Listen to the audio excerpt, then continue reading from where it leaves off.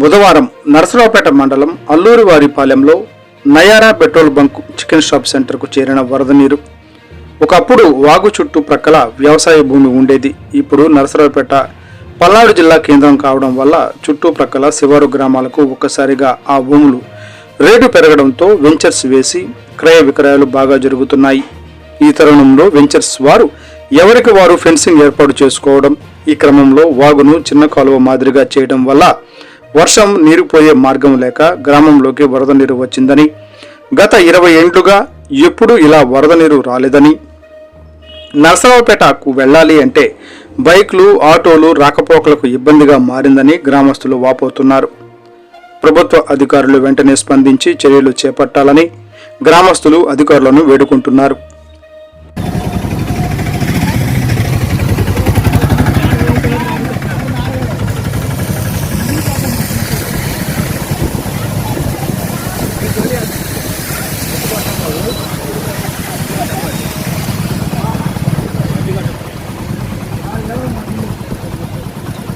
Okay.